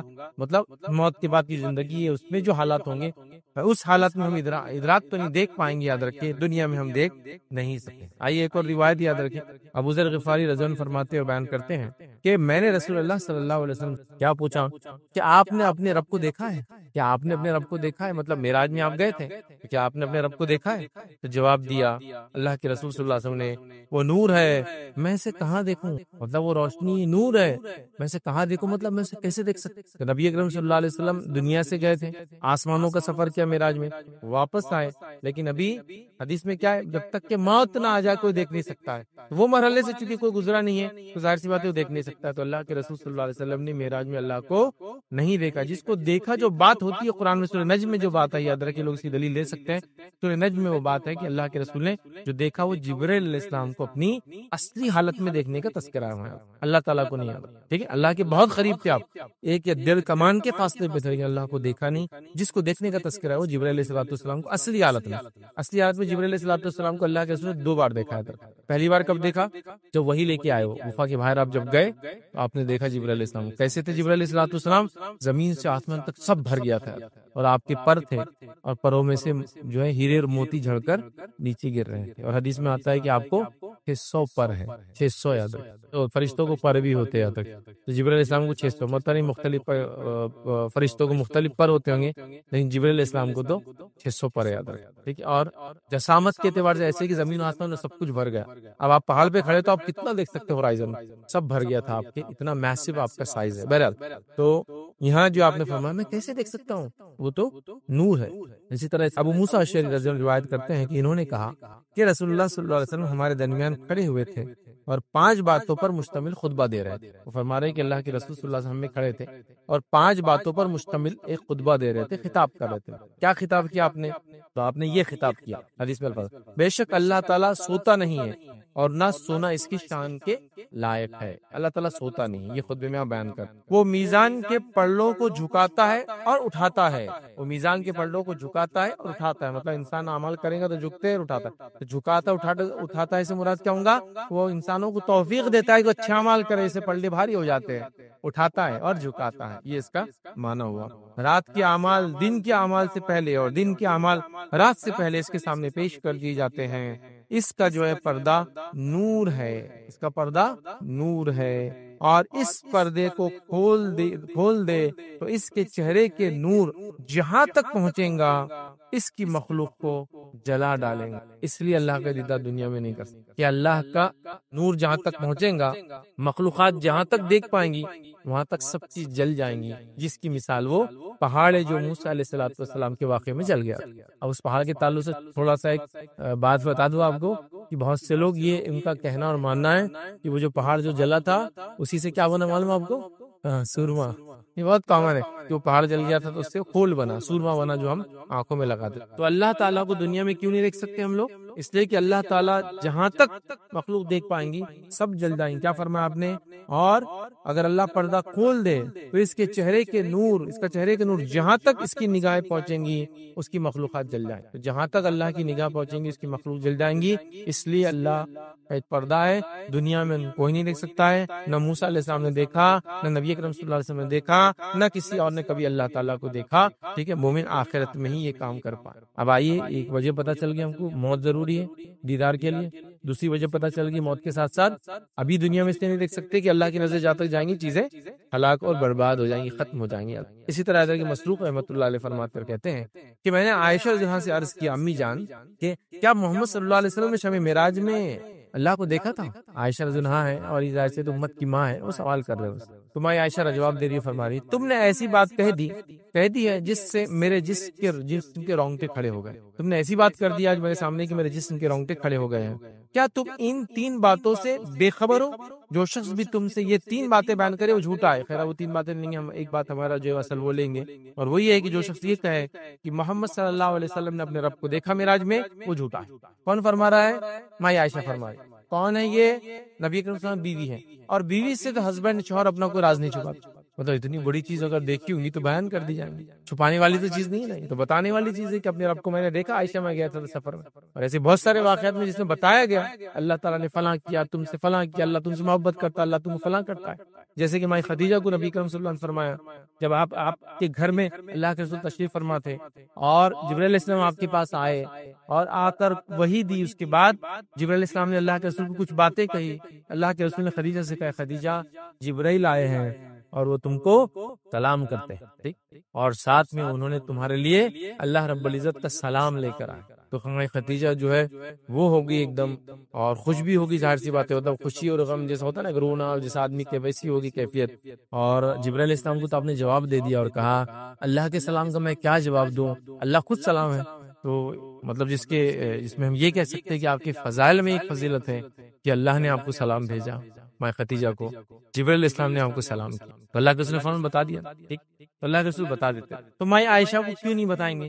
تو بیوی ہے اور عام خاتون بھی نہیں ہے. بہت تجسس تھا آپ کو، معلومات لینے کی بہت خواہش تھی کہ آپ نے کیا کیا، کب کیا، کیسے کیا، یہ سب پوچھتی تھی بار بار. تو کہا جس نے یہ کہا کہ اللہ کے رسول صلی اللہ علیہ وسلم نے اللہ تعالیٰ کو معراج میں دیکھا ہے، اس نے جھوٹ کہا. لہٰذا اللہ کے رسول میں نہیں دیکھا اور موسیٰ علیہ السلام نے نہیں دیکھا. موت اس کے لیے ضروری ہے اور دنیا کی آنکھوں سے ہم دیکھ نہیں سکتے. اللہ کا پردہ ہٹ جائے تو ساری مخلوق اس کے ہلاک ہو جائے. یہ باتیں ہمارے سامنے آگے یاد رکھیں، لہٰذا ہم دیکھ نہیں سکتے. اس کے بعد مائی عائشہ نے یہ آیت پڑھی، لا تدرک الابصار وهو یدرک الابصار، جو ہم نے آیت پہلے دیکھی تھی کہ اسے نگاہیں نہیں پا سکتی لیکن وہ نگاہوں کا احاطہ کیے ہوئے ہے. ٹھیک ہے. پھر اس کے بعد یہ آیت آپ نے تلاوت کی اور فرمایا، سورہ شورى کی آیت، سورہ شورى سے 42 آیت نمبر 51 فرمائی تلاوت کی، کسی بشر کے لائق نہیں ہے کہ اللہ تعالیٰ اس سے کلام کرے، ٹھیک نہ اس سے کلام کرے مگر وحی کے ذریعے اور پردے کی آڑ سے یا اپنا فرشتہ بھیج دے. کیسے؟ وحی کے ذریعے. تو اللہ کے رسول نے جو وہاں ملی آپ کو وحی ملی نا معراج میں، وحی کے ذریعے بات بولی گئی، سنی گئی، دیکھا نہیں گئی. یا پھر فرمایا پردے کی آڑ سے، اور اللہ تعالیٰ جب اپنے رسول کو بھیج دے. تو یہ تین وحی کے جن تین طریقوں سے وحی بھیج جاتی ہے، تینوں طریقے اس کے اندر ہے اس آیت کے. ایک دل میں بات ڈالنا، ایک پردے کی آڑ سے وحی دینا، اور ایک فرشتے کو بھیجنا ہے. تو یہاں آپ نے فرمایا نہیں پردے کی آڑ سے، جو وحی ملی پردے کی آڑ سے ملی. اللہ رب العزت کو اللہ کے رسول صلی اللہ علیہ وسلم نہیں دیکھا، تو لہذا دیدار الہی دنیا میں ناممکن ہے. اس کے لیے موت ضروری ہے، ایمان کی حالت میں موت ضروری ہے، اس کے بعد ہی یہ ہو سکتا ہے، ورنہ دنیا میں یہ نہیں ہو سکتا ہے. اب دیدار الہی کی کیا وجوہات ہو سکتی ہے یا وجہ بن سکتی ہے؟ بہت مختصر رکھوں گا. کئی وجوہات ہے اس کی یاد رکھ. سب سے پہلی چیز تو یاد رکھیے، دیدار الہی ان کو ہوگا جو ایمان کی حالت میں مریں گے. دوسرا، کافروں کو دیدار الہی نہیں ہوگا، جو ہم نے سورہ مطففین کی آیت دیکھ لی. ایمان پہ مرنے والوں کو دیدار الہی ہوگا، کافر دیدار الہی نہیں کریں گے. دیدار الہی کرنے کے لیے آپ کو گناہوں سے بچنا ہوگا، اور وہ کچھ مخصوص گناہوں سے تو خاص بچنا ہو. کون سے گناہ ہیں؟ کئی روایتیں ویسے تو اور کئی گناہ ہیں، کچھ خالی یاد دہانی کے لیے رکھ رہا ہوں. ان گناہوں سے بچنا پڑے گا جس میں اللہ کے رسول نے فرمایا کہ اللہ تعالیٰ ایسے لوگوں پر رحم نہیں کرے گا، رحم کی نگاہ نہیں ڈالیں گا. بہت سارے گناہ جیسے کہ احسان کر کے جتلانے والے پہ اللہ رحم نہیں کرے گا، رحم کی نگاہ نہیں ڈالیں گا. اسی طرح احسان جتلانے والے کے علاوہ متکبر فقیر، اسی طرح بوڑھا زانی، اسی طرح کپڑے کو ٹخنوں سے نیچے لٹکانے والا، اور بھی ایسے حدیث میں تین کے الفاظ آتے ہیں. تین لوگ ہیں جو جنت میں نہیں جائیں گے، جہنم میں تین لوگ فلاں، تو ان کے اندر یہ الفاظ ہے. نظر کرم نہیں ڈالیں گا، مطلب دیکھیں گا نہیں، جو اللہ نہیں دیکھیں گے مطلب ہم بھی نہیں دیکھیں گے اللہ کو. ایسا ہوتا ہے تو گناہوں سے بچنا پڑے گا، یاد رکھیے اللہ کا اگر دیدار ہم کو کرنا ہے. اس طرح نیکی کو ہم کو کرنا پڑے گا، یاد رکھیے. اسی طرح اللہ کے دیدار کی خواہش رکھنا پڑیں گی، یاد رکھیے، تب اللہ کا دیدار ہوگا. کیونکہ حدیث میں الفاظ ہے جو اللہ کے دیدار کی خواہش رکھتا ہے تو اللہ بھی اس کے دیدار کی اس سے، جو اللہ کو ملنا پسند کرتا ہے تو اللہ بھی اس سے ملنا پسند کرتا ہے نا. تو یہاں ملنا پسند سے مراد کیا ہے؟ آپ کسی سے ملنے جائیں گے تو اس کی دیدار بھی کریں گے نا، جو خواہش رکھتا ہے اس کے ساتھ ہوگا. اسی طرح اگر عمل کے اندر لے تو مخصوص 2 عمل بتا سکتا ہوں جس کو اگر ہم خاص طور سے کریں تو دیدار الہی آسان ہو جاتا ہے. وہ ہے عصر کی نماز اور فجر، جو ہم نے حدیث کے اندر ہی دیکھی. اللہ کے رسول نے کہا کہ تم کوشش کرو عصر فجر پڑھو، دیدار الہی کے ساتھ اس کو کنیکٹ کر دیا. اس سے پتہ چلا یہ 2 نمازیں، پتہ ہی چلا یہ 2 نمازیں جو پڑھتا ہے 5 نمازیں پڑھتا ہے. پھر تو یہ 2 نمازیں مشکل ہے، تو جب مشکل نمازیں پڑھ رہا ہے تو باقی نمازیں تو آسان ہے. فجر میں اٹھنا کتنا مشکل ہے. خیر اللہ کے لیے دوپہر میں جا رہا ہے، دکان بند کرے تو اثر بھی غائب، سیدھا مغرب میں آ کے مغرب سے شروع ہو رہی ہے اپنا مغرب عشاء، پھر ظہر سیدھا اس کے بعد. تو جو نمازیں پڑھ رہا ہے تو مطلب نمازوں کا جو پابند ہو، نیکی کرنے والا ہو، ایمان کی حالت میں مرا ہو، کفر کی حالت میں نہ مرا ہو، ٹھیک ہے. تو ایسے لوگ یاد رکھیے. اور وہ خاص گناہ ویسے اللہ دیکھنا پسند نہیں کریں گا بندے کو، ان گناہوں سے بچیں گا. تو یہ سارے اعمال دیدار الہی کے لیے جس کو ہم کہیں گے وجوہات میں سے، وجہ میں سے ایک وجہ بنیں گے. تو کچھ باتیں ہیں کہ گناہوں سے ہم بچیں، نیکی کو ہم کریں اور نیک لوگوں میں ہم شامل رہیں تو دیدار الہی ہوں گا. تو دیدار الہی حق ہے، اللہ کا دیدار یاد رکھیے یہ حق ہے، اور یہ جنتیوں کے لیے سب سے بڑی نعمت ہے اور جہنمیوں کے لیے سب سے بڑا عذاب ہے کہ اپنے کریٹر کو کبھی دیکھ نہیں پائیں گے اور یہ اپنے رب کو دیکھ پائیں گے. اور جنتیوں کو جنت میں دیدار الہی سے محبوب کوئی چیز نہیں ہوگی، مطلب ساری نعمتیں پھیکی پڑ جائیں گی اللہ کے دیدار کے سامنے. تو لہٰذا ہم لوگوں کو اللہ کے دیدار کی طلب رکھنا چاہیے، اور حقیقی طلب یہ ہے کہ ہم نے اعمال ویسے کرنا چاہیے جس اعمال کی بنیاد پر دیدار الہی ہوتا ہے، ورنہ صرف دعائیں چالو ہے، اعمال غائب ہے، تو یہ سب چیزیں نہیں ملتی. اور امت مسلمہ کا اکثر کا حال یہ ہے ہم دعاؤں سے کام چلانا چاہتے ہیں، عمل سے نہیں کہ اللہ مجھے نمازی بنا دے. ٹھیک ہے نا، عمل بھی تو کرو، اٹھنے کی کوشش کرو، جانے کی کوشش کرو، دل کو منانے کی کوشش کرو، نفس کو کے غلام بننے کے بدلے نفس کو اپنا غلام بناؤ، پریکٹیکلی کچھ کرو نا. ہم سب دعا پہ چلا رہے اللہ مجھے جو ہے فلاں چیز کروا دے، بس دعاؤں سے چلا رہے، ہم وہ کرنا بھی پڑے گا اندر کے. تو لہٰذا دیدار الہی اگر ہم چاہتے ہیں یا مانگتے ہیں تو ہمیں ویسے اعمال بھی یہاں کرنا چاہیے جس کے نتیجے میں دیدار الہی ہوتا جاتا ہے کہ تو چند باتیں ہم دیکھی تو دیدار الہی حق ہے اور اس کا کوئی انکار نہیں کر سکتا، اور ہمیں اللہ تعالیٰ سے مخصوص کے لیے دعا کرنی چاہیے کیونکہ جنتیوں کے لیے سب سے بڑی نعمت یاد رکھیں۔ اسی پہ اپنی بات کو ختم کریں گے۔ اللہ رب العزت سے دعا ہے کہ اللہ سبحانہ تعالیٰ ہم تمام کو ایمان کی حالت میں ہمارا خاتمہ کر اور اپنا دیدار جو ہمیں کرا، ایسے تمام اعمال سے بچا اور جس سے تیرے دیدار سے اللہ ہم محروم نہ رہ جائے، اور ایسے تمام اعمال کی طرف ہمیں رغبت دلا جس سے تیرا دیدار ہمیں جنت میں جو ہے نصیب ہو۔ جب تک ہمیں زندہ رکھ ایمان و اسلام پر زندہ رکھ، خاتمہ ایمان پر ہو۔ وآخر دعوانا الحمدللہ رب العالمین۔ سبحان ربک رب العزت عما یصفون وسلام علی المرسلین والحمدللہ رب العالمین۔ کوئی بات اس درس سے نہ سمجھی، آپ کا کوئی سوال ہو تو پوچھ لیں۔ بسم اللہ الرحمن الرحیم، الحمدللہ رب العالمین والصلاة والسلام علی رسولہ الکریم وعلی آلہ وصحبہ اجمعین۔ رب اشرح لی صدری ویسر لی امری واحلل عقدۃ من لسانی یفقہوا قولی۔ اما بعد، کسی نے ایک سوال کیا وحدت الوجود کیا ہے، اس کے بارے میں تفصیلات بتائیے۔ تو دیکھیے سب سے پہلی چیز وحدت الوجود یہ ہے کہ کوئی انسان یہ کہے کہ اللہ تعالیٰ ہر جگہ موجود ہے۔ وحدت الوجود مطلب یہ کہ جو کچھ ہے دنیا میں سب اللہ ہے۔ وحدت کہتے ایک کرنے کو، وجود مطلب اس کے وجود، جو کچھ دنیا میں سب اللہ ہے۔ یہ ہے وحدت الوجود کا عقیدہ جو عموماً ہمارے پاس ہمارے اطراف میں جو قومیں پائی جاتی ہیں اس میں جو ہندو ہوتے ہیں ان کا یہ عقیدہ ہوتا ہے وحدت الوجود۔ مطلب آپ ہے تو آپ بھی بھگوان ہے، بچہ ہے تو بچے بھی بڑا بھگوان ہے، اس میں بھگوان ہے، جانور میں بھگوان ہے، پتھر میں بھگوان ہے، ہر چیز جو وجود میں ہے سب گاڈ ہے۔ تو یاد رکھیے وحدت الوجود کا اسلام سے کوئی تعلق نہیں، آپ سب جانتے ہیں۔ اللہ تعالیٰ کے تعلق سے ہم جانتے ہیں اللہ کی ذات ایک ہے، وہ کہاں ہے وہ بھی ہم کو معلوم ہے۔ الرحمن علی العرش استوى، رحمان عرش پر استوا کیے ہوئے، تو ظاہر سی بات ہے ہر جگہ موجود بھی نہیں ہے، ہاں اس کا علم ہر جگہ ہے۔ اب کچھ لوگ یہ تو حاضر اور ناظر وہ اسی سے نکلتا ہے۔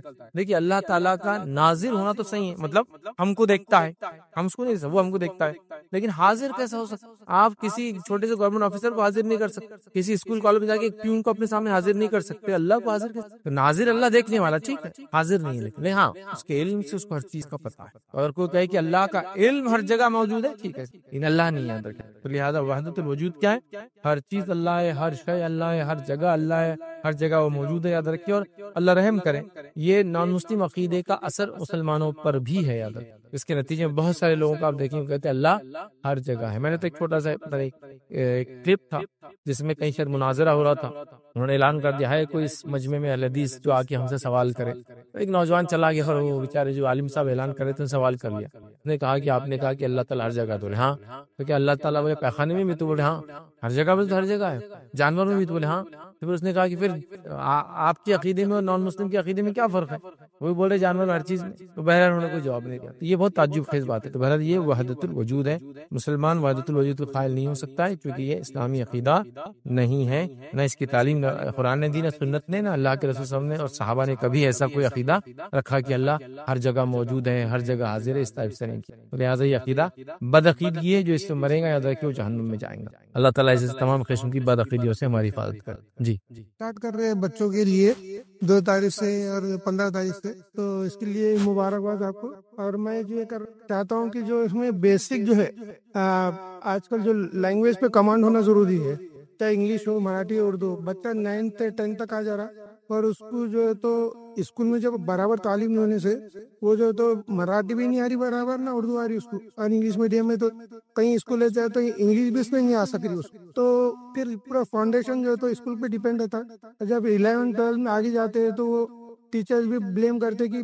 فاؤنڈیشن ہی اچھا نہیں ہے اس میں، تو کیسا ہوگا؟ تو آپ اس کے ساتھ ساتھ جو ہے تو ایک بیسک جو ہے بچوں کو کم سے کم مراٹھی اچھی آنا چاہیے، اس کو سمجھنا چاہیے، لکھنا آنا چاہیے، اسی آپ اس کو بھی اٹیچ کر دیجیے، اردو اور مراٹھی بھی۔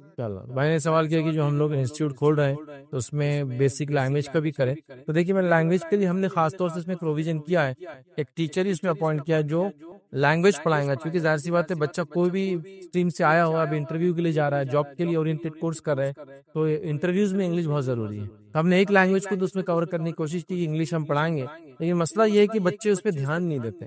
دیکھیے آپ کتنا بھی آپ میں علم ہو، لیکن جب تک آپ ایکسپریس نہیں کر پائیں گے، چلیے لکھ کر نہیں، لیکن کم از کم انٹرویوز میں تو کیا ہو رہا ہے، آپ کے پاس میں جاب کے لیے آ رہا ہوں تو آپ تو سوال کریں گے نا مجھ سے، اب سوال انگلش میں ہو رہا ہے، جواب آپ دے نہیں پائیں گے تو کیا ہوتا ہے، آپ کا کتنا بھی بڑا مشکل ہوتا ہے. ہاں تو وہ سائنسداں لیول کے انسان ہے تو لوگ اس کو پھر کاؤنٹ نہیں کرتے. ریسرچر ایک بہت بڑا تو لوگ بولتے ہیں خاموشی رہتا تو لوگ ان کے پیچھے رہتے ہیں. لیکن عام آدمی کا تو حال ایسا نہیں ہے کہ اس کے پیچھے کمپنی پڑی رہیں گے نا، ایسا پاسبل نہیں ہوتا. تو لہٰذا ہم نے اس کو بھی کیا ہے. اور آپ نے جس طرف اشارہ کیا ہے کہ بچے مطلب اسکول میں پڑھ رہے لیکن پڑھتے نہیں ہے، تو اس کو ہم لوگ جنرلی کہتے ہیں BMR بولتے ہیں ہم اس کو، بیسک میں روڑا. ٹھیک ہے، مطلب بنیاد میں روڑا رہتا ہے ان کے، وہ آگے کچھ کر ہی نہیں پاتے. مطلب basic science, basic math, basic education, مطلب لینگویج نہیں آتی. تو بہرحال اس کورس کے اندر ہم نے خاص وہ کیا ہے، بلکہ اتنا بھی پروویژن کیا کہ اگر کوئی بچہ خواہش مند ہے تو 3 مہینے کا انگلش کا کورس فری پڑھ سکتا ہے. بس انٹرویو کے لیے مطلب ریڈی کرنے کے لیے، اس کو انٹرویو ریڈی جس کو بولیں گے ہم بنانا چاہ رہے بچوں کو، تو لینگویج آنا ضروری. تو اردو ہم نے انگلش کا تو کر لیا ہے، دوسرے لینگویجز کے تعلق سے ہو سکتا ہے حالت بنے تو ہم انشاءاللہ اس کو بھی انٹروڈیوس کریں، بٹ یہ لینگویج کو تو ابھی انگلش کے طور پہ ہم نے اس میں کیا ہے. اور گزارش کروں گا جو پیرنٹس سن رہے ہیں، بچوں کو کچھ نہ ہو سکے تو کم سے کم ایک لینگویج میں تو مہارت حاصل کروائیے. نہ وہ اردو بول پاتا ہے ڈھڑکی، نہ انگلش کو بولنا آتی ہے، اور مراٹھی کا تو بہت برا حال ہے مسلمان بچوں کا. ٹھیک ہے، ریجنل لینگویج مراٹھی کا اس لیے کہہ رہا ہوں کہ دوسرے اسٹیٹس میں ایسا ایشو نہیں ہے. میں انڈیا میں کئی جگہ گھوما، آپ جائیں گے ساؤتھ انڈیا میں جائیں گے تو کوئی مسلم آپ کو نہیں ملے گا جو بولے گا مجھے تیلگو، ملیالم، کنڑ اور تمل نہیں آتی.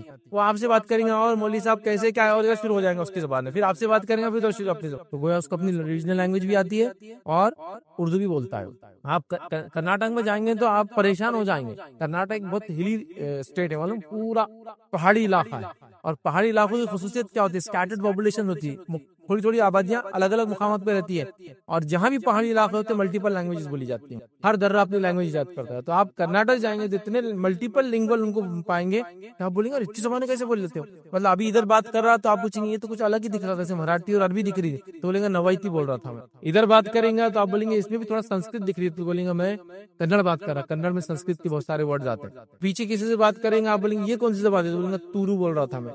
فلاں جگہ اگر یہ کیا کر رہا تو بولیں گے بیری بول رہا تھا میں. اور ساؤتھ کرناٹک کے اگر لوگ ہیں تو ملیالم بھی بولتے ہیں. آپ اپنے سے اگر کوئی مینگلور گیا ہوں گا ایسا کوئی آپ نے شہر دنیا میں دیکھا جہاں اتنی زبان ایک ساتھ لوگ بولتے. عربی بولنے والے لوگ ملیں گے ایک دم فلوئنٹلی، کنڑ بولنے والے لوگ فلوئنٹلی ملیں گے، بیری، تولو، اس کے بعد آپ کی نویتی اور ملیالم. اور خطبے بھی ہوتے ہیں، یہ مسجد میں ملیالم میں خطبہ چالو، اس میں بیری میں خطبہ، اس میں تولو میں خطبہ، اس میں اردو میں خطبہ، اس میں انگلش میں خطبہ. تو 5-7 زبانیں تو ایسے گھر میں ایسی چل رہی ہوں. کیونکہ جو سامان بیچنے لوگ پہاڑی علاقوں سے آتے ہیں وہ تولو بولتے ہیں، ان کو کنڑ برابر نہیں آتی. تو انہوں نے سبزی خریدنا ہے تو تولو سیکھے ہوئے. تو اتنی لینگویج تعجب ہوتا مائیں اتنی زبانوں بچوں سے کوآرڈینیٹ کری پڑے. تو یہ ہے. لیکن مہاراشٹر معاملہ تھوڑا الگ ہے. آپ گجرات بھی چلے جاؤ تو مسلمان گجراتی بولتا وہاں کا. آپ MP چلے جاؤ تو مسلمان ہندی بولیں گا. مطلب آپ ہندی سمجھتے ہیں نا، مطلب اردو والے نہیں کیسے اب جناب والا نہیں چلتا ہو، ہندی والا بالکل آپ دیکھیں گے وہ. ہاں جب مطلب درس تدریس خطبہ ہے تو اردو میں رہے گا، لیکن ہندی بولتے ہیں، بہت بہت اچھی ہندی بولتے ہیں. آپ اڑیسہ چل جائیے اڑیا بولتے ہیں مسلمان. آسام چل جائیے آسامیز بولتے ہیں. بنگال چل جائیے بنگالی بولتے ہیں. یہ مسئلہ صرف یہاں کا ہے. راجستھان چل جائیے تو مارواڑی بولیں گے. راجستھانی مسلمان آپ دیکھیے اکثر مارواڑی بولیں گے یا وہاں کی جو بھی زبان ہے. مسئلہ ہم لوگوں کا ذرا سینٹرل مہاراشٹر کا بہت خطرناک ہے. ہم لوگ ریجنل لینگویج نہیں جانتے کہیں بھی. مطلب آپ جتنا بھی جو حیدرآباد اسٹیٹ کا پارٹ تھا نا وہاں سے بالکل نہیں بولی جاتی. تو ہم لوگوں کا بڑا مسئلہ ہے، ایسا نہیں ہونا چاہیے. تو لینگویج بہت ضروری ہے. علاقائی زبانیں کا آنا چاہیے آپ کو ہونا چاہیے. اگر ویسے ترتیب میں تو سب سے پہلے آپ کو عربی سیکھنا چاہیے. آپ نے عربی نہیں آتی تو اردو کم از کم سیکھنا چاہیے. اس کے بعد انٹرنیشنل لینگویج انگلش سیکھنا چاہیے. لوکل لینگویج مراٹھی آپ کو آنا چاہیے. ایک ریجنل لینگویج، ایک انٹرنیشنل، جو ایک اللہ کی کتاب کی لینگویج، اتنا ہونا چاہیے. ادھر کہ اتنے لینگویج 2-3 تو ہونا ہی چاہیے. بہرحال انشاءاللہ کوشش کریں گے کہ اردو وغیرہ کو، مراٹھی کو بھی اس میں انٹروڈیوس کیا جائے. کسی نے ایک سوال کیا کہ کیا ہم جنات کو کبھی دیکھ سکتے ہیں، ان کا باڈی شیپ کیسا ہے؟ دیکھیے ہم جنات کو دیکھ سکتے نہیں دیکھ سکتے واللہ عالم، مجھے کچھ نہیں پتا. ہاں ہو سکتا ہے جنت میں جانے کے بعد ہم ڈیمانڈ کریں تو دکھا دی جائے، چونکہ وہ کوئی ایسی چیز نہیں جو ہڈن ہو وہاں جانے کے بعد. لیکن ایسی کوئی ٹیکسٹ نہیں ہمارے پاس جہاں یہ بتایا گیا کہ لوگ جائیں گے اور جناتوں کو دیکھیں گے ان کی اصلی شکل صورت ہے. مے بی جنت جب چلے جائے، دنیا میں تو نہیں دیکھ سکتے ان کو اصلی شکل میں، یاد رکھیے اللہ نے ہماری نظر سے ان کو اجھل کر دیا ہے.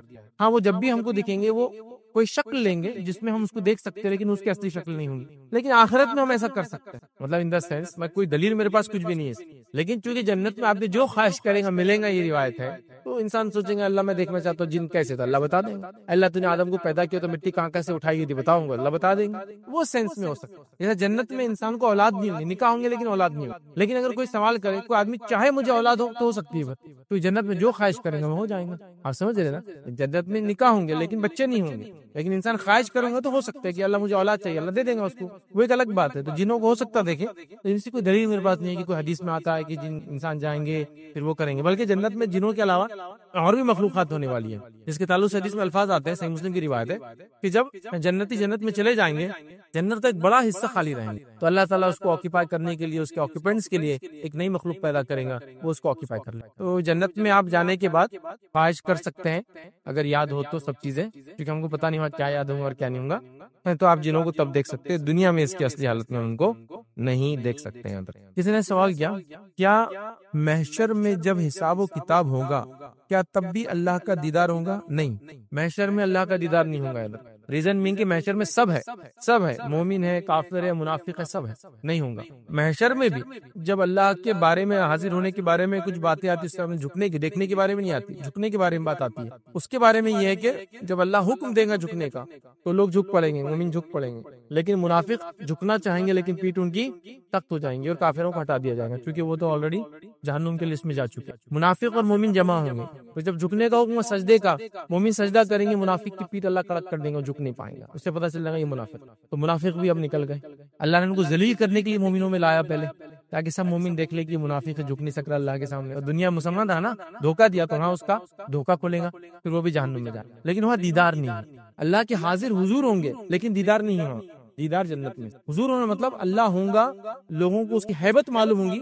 لیکن دیکھیں گے نہیں، ٹھیک ہے۔ تو بہرحال یہ اس زمانے ظاہر سے محشر میں بھی اللہ تعالیٰ کا دیدار نہیں ہوگا، احساس ہوگا، جھکیں گے مومن، منافق سجدہ نہیں کر پائیں گے، کافر جہنم میں ڈالنا شروع کر دیے جائیں گے، لیکن وہاں بھی دیدار نہیں ہوگا۔ السلام علیکم بھائی، میرا کوسچن ہے آپ سے کہ ریگارڈنگ کی اللہ سبحانہ تعالیٰ کہ ہمیں ریپلیس کر دے گا اگر ہم ہماری عبادتیں صحیح نہیں ہوگی، بیکاز اللہ کی شاید میں نے سنا تھا کہ اللہ کی سنت ہے کہ وہ ریپلیس کر دیتا ہے بیٹر لوگوں کے لیے، عبادتوں کو ریپلیس کر دیں گے، اگر کمزور ہوں گی تو اچھی کر دیں گے۔ جی بھائی نے سوال کیا کیا اللہ تعالیٰ روز قیامت عبادتوں کو ریپلیس کریں گا، تاکہ ایک بندہ مومن جو تھا، ٹھیک ہے، گناہ ہوئے، اس سے خطائیں ہوئی، کہ مسلمان تھا، تو کیا ایسا کچھ ریپلیس ہوگا؟ تو پہلی چیز تو یہ اللہ کا فضل ہے، یاد رکھیے، جو قرآن نے بیان کیا کہ اللہ رب العزت کیا کرتا ہے، ان الحسنات یذہبن السیئات، نیکیاں جو ہم زندگی میں کرتے ہیں، حسنات ریپلیس کر دیتی ہے سیئات، گناہوں کو، برائیوں کو، تو لہذا دنیا میں جو ہم نیکی کرتے ہیں اس سے ہماری گناہ ریپلیس ہوتے رہتے ہیں، اللہ تعالیٰ یہ فضل ہے۔ اسی طرح گناہ جب کرتے تو ایک گناہ لکھا جاتا ہے، جب نیکی سوچتے ہو تو ایک نیکی لکھ دی جاتی ہے، اور کر لیتے تو پھر 1 سے 10، 10 سے 700 اور 700 کی ملٹیپل ٹائم لکھا جاتا ہے، ایک گناہ کا ایک گناہ لکھا جاتا ہے، گناہوں کو نیکیوں سے اللہ مٹاتے رہتا ہے، یہ فضل ہے اس کا۔ نیکی کا سوچنے پر ایک نیکی لکھ دی جاتی ہے، کرنے پر 1 سے 10، 10 سے 700 یا 70، 70 سے 700، 700 سے بھی ملٹیپل ٹائم کر دیا جاتا ہے، اس کا فضل ہے۔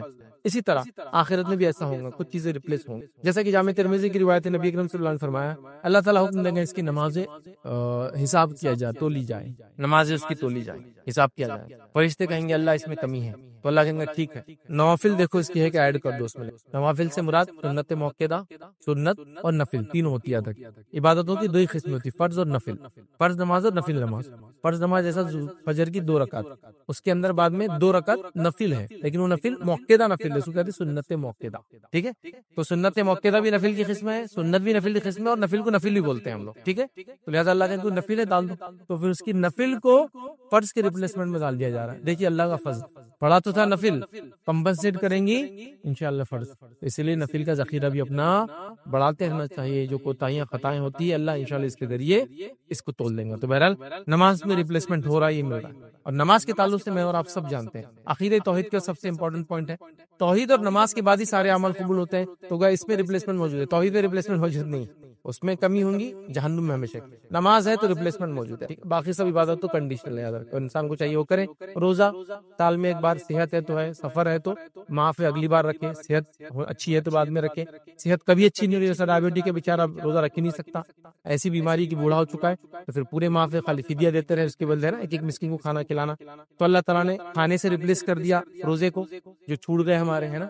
اسی طرح بہت ساری بات ایسے، تو کچھ چیزوں کا ریپلیسمنٹ ہے، کچھ کا نہیں ہے۔ تو نماز اور روزے کے تعلق سے کچھ باتیں بتا دی، حتیٰ کہ ہمارے وارثین بھی ہمارے روزے رکھ سکتے ہیں، جیسا کہ میرا کوئی وارث تھا، اس کے فرض روزے اور کچھ منت کے روزے باقی تھے، مجھے پتا تھا انتقال ہو گیا، میں رکھ سکتا ہوں، پورے لوگ مل کے بھی رکھ سکتے گھر کے کہ بھائی چلو ان کے 30 روزے باقی تھے، تم 4 رکھ لو، تم 4 رکھ لو، تم 4 رکھ لو، میں 6 رکھ لیتا ہوں، ایسا بھی کر سکتے آپ۔ نظر کے روزے اور فرض روزے دونوں ہو سکتے ہیں، تو یہ ریپلیسمنٹ ہو گیا، دوسروں کے روزے سے میرا ریپلیس ہو رہا، دوسروں کی نظر پوری کرنے سے میری نظر پوری ہو رہی، اور نمازوں کے بارے میں آتا آخرت میں ہوگا یہ کہ وہ ریپلیسمنٹ بنیں گی۔ تو کچھ عبادتیں ہیں لیکن ہر جگہ ایسا نہیں ہوں گا، اس بات کو سوچ کے چلے، جہاں تھا کچھ انسٹنسز میں نے آپ کے سامنے رکھنے کی بنا لو۔ کچھ سوال آیا کہ حدیث میں اللہ کے کچھ کیریکٹرسٹکس آتے ہیں جو انسانوں جیسے ہی ہے، ایسے میں وسوسے آتے ہیں، امیجن کرنے لگ جاتے ہیں اللہ کو، ایسے میں ہم کیا کریں؟ دیکھیے یہ سوال کا بہت تفصیلی جواب آلریڈی میں دے چکا ہوں، میرا ایک پورا لیکچر اس کا نام ہے وسوسوں کی حقیقت اور اس کا علاج، بہت پاپولر لیکچر ہے الحمدللہ۔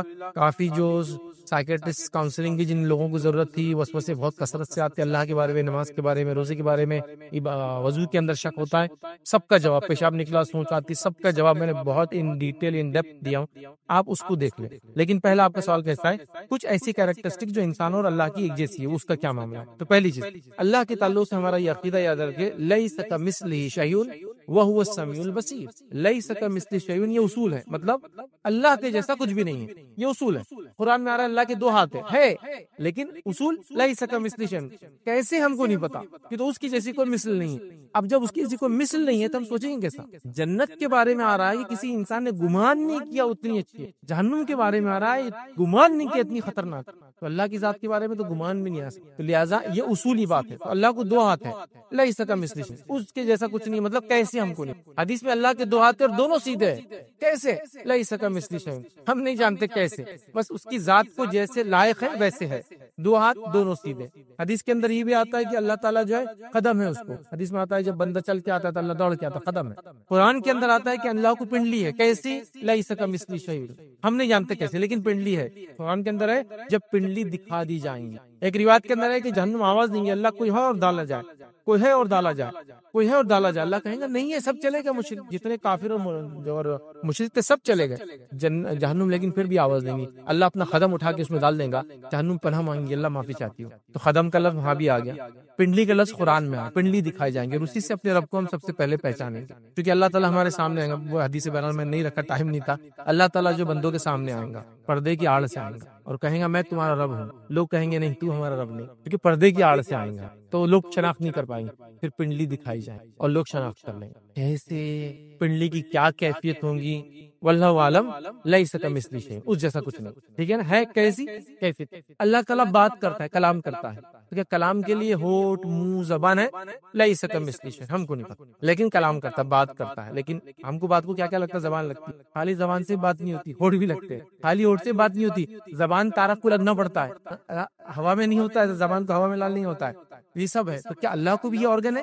واللہ عالم، اللہ کو چہرہ ہے نا، وجہ کا لفظ کئی جگہ آیا، چہرہ ہے اللہ کا، کیسا ہے؟ کیا اس میں آنکھیں اور ویسی ناک، منہ ہے؟ واللہ عالم، لیس کمثلہ شیء، اس جیسا کچھ بھی نہیں، تو ہم نہیں جانتے، واللہ عالم۔ اللہ کو آنکھیں ہیں، اللہ کو انگلیاں بھی ہیں، ایک روایت میں اللہ کی انگلیوں کے بیچ میں ان مومن کے دل ہوتے ہیں، جدھر چاہتا ہے وہ الٹا الٹ پلٹ کرتے رہتا ہے، تو کتنی انگلیاں ہیں؟ واللہ عالم، لیس کمثلہ شیء، اس جیسا کچھ نہیں، تو ہم نہیں مانتے۔ کیا انگلیوں میں ناخن وغیرہ ایسے؟ واللہ عالم، ہم کچھ نہیں جانتے، کیفیت کے بارے میں کچھ نہیں جانتے، جو بتایا گیا اس کو مان لیں۔ ایک روایت میں کہ اللہ کے سناتے میں نے اللہ کو اپنے رب کو کل رات خواب میں دیکھا اور اس نے میرے سینے پر چھوا اور اس کے انگلیوں کے ٹھنڈک میں نے اپنے سینے پر، تو یہاں انگلیاں آ گئی، کتنی ہم کو نہیں پتا، کیسی ہوں گی ہم کو نہیں پتا، جیسے اس کے ذات کو لائق اور زیبا ہوں گی ویسے۔ اللہ نے استوا کیا، یہ بھی اس کا کیریکٹر، بیٹھنا، سوار ہونا، اس کو استوا بولتے ہیں، جیسا کہ بادشاہ کا سیاہسن پہ بیٹھنے کو بولیں گے بادشاہ کا استوا، سیاہسن۔ اللہ کا استوا کیسے ہوا عرش پر؟ ہم نہیں جانتے، ہم نہیں جانتے، کیفیت ہم نہیں جانتے، ٹھیک ہے۔ امام مالک سے سوال ہوا استوا کیا ہے، تو بڑی اچھی بات کی، وہ اصولی بات بن گئی، وہ اللہ کے کیریکٹرسٹکس یا اس کے بارے میں اصولی بات ہے۔ الاستوا معلوم، وہ کہتے ہیں استوا کیا معلوم، وکیف مجہول، وہ کیسے ہوا ہم کو نہیں معلوم، وہ ہم کو نہیں پتا کیسے ہوا۔ دیکھیں استوا اللہ کی جب ہم بات کریں کہ اللہ نے استوا کیا، سوار ہوا، تو ایک بادشاہ کس کا سوار ہونا ہے، غلام کا سوار ہونا ہے، ایک آدمی کا سوار، فرق ہوتا ہے نا، ایک عام آدمی کو بولی آ کے بیٹھی وہ الگ بیٹھے گا، ایک بادشاہ کو بولی آپ بیٹھیے ایک الگ ڈھنگ سے بیٹھے گا، ایک فقیر کو بولی بیٹھی تو آتا نیچے بیٹھ جاتا ہے، ارے آپ اوپر آئیے نا، نہیں با میں کوئی سب، ہر کسی کا استوا اس کی ذات کے حساب سے ہوگا، اللہ کے استوا کے بارے میں ہم نہیں جانتے۔ الاستوا معلوم ہے، استوا کیا ہے سب کو، الاستوا مطلب بس بیٹھنا سب کو معلوم ہے، وکیف مجہول، اللہ کے بارے میں جب بات آ رہی ہم کو ایمان کیسا ہوتا آگے انہوں نے فرمایا الاستوا معلوم وکیف مجہول، اور آگے فرمایا اور اس کے بارے میں سوال کرنا وہ سوال بھی بدعت، اور اس کے بارے میں سوال کرنا بدعت ہے، اس لیے کہ صحابہ نے کبھی اللہ کے رسول کے بارے میں سوال نہیں کیا۔ بیچ میں اور ایک جملہ میں بھول رہا ہوں، تو بہرحال یہاں استوا کے بارے میں اصولی بات پتہ چلی، تو اللہ کی ہر چیز کے بارے میں ہم کیا بولیں گے، جیسے اللہ کی ذات کو لائق اور زیبا ہے ہم نہیں جانتے۔ تو آپ کا جو سوال تھا بہت سارے کیریکٹرسٹکس جو انسانوں میں آتے ہیں وہ اللہ میں بھی، اب یہ تو میں نے فزیکل لیا، اب فزیکل کے علاوہ تو اللہ سنتا ہے، ہم بھی سنتے ہیں، وہ ویسا سنتا جیسا اس کی ذات کو لائق اور زیبا ہے، ہم لوگ تو کتنا لمیٹڈ ہے، میڈیم لگتا سننے کے لیے، ہوا نہ ہو تو سنے بھی نہیں آتا ہوں، کان کام نہ کرو تو سنے نہیں آتا ہوں، مشین لگانا پڑتی ہے نا، اللہ کا ویسا نہیں، انلمیٹڈ مطلب انفائنائٹ، مطلب انفائنائٹ لفظ بھی درست نہیں ہے اس کے لیے، اتنا زیادہ ہے نا، بہرحال ٹھیک ہے۔ تو لہٰذا سننا، دیکھنا، باخبر ہونا، علم ہونا، یہ تو پھر جو جس کو بولیں گے انسان بھی علم حاصل کرتا ہے، اللہ کو علم ہے، انسان بھی دیکھتا ہے، اللہ بھی دیکھتا ہے، لیکن اللہ کا دیکھنا کیسا ہے، اس جیسا کچھ نہیں ہے بھائی، لمٹ لیس انفائنائٹ جس کو بولتے ہیں، اس بات کو ہم یاد رکھیں۔ اب انہوں نے آگے کہا اب جیسا ہوتا ہے تو وسوسے آتے ہیں، پھر اب یہ بیسس پہ وسوسے آتے ہیں، دیکھیے ایسے وسوسے ہر مومن کو اس کی عمر میں جب بھی وہ نماز روزے کا پابند ہوتا ہے جب سے آنا چالو ہو جاتا ہے، اللہ کو یاد کرا تو ایک تصویر نظر آتی ہے، اللہ کو یاد کرا تو شیطان نظر آ، اللہ کو یاد کرا تو بت نظر آ رہا، اللہ کو یاد کرا تو انسان نظر آ، اللہ کو یاد کرا تو کوئی بھی کیریکٹر، عالم صاحب، حافظ صاحب، یہ پڑوسی فقیر کچھ بھی دکھ رہا ہے، یہ کہاں سے ہو رہا ہے، یہ شیطان کا۔ اب یہ وسوسے آنا کیا آپ کی ایمان کی کمزوری کی علامت ہے، آپ کے برباد ہونے کی علامت ہے، آپ کے جہنمی ہونے کی علامت ہے، آپ کے ڈپریس ہونے کی علامت ہونا چاہیے؟ نہیں۔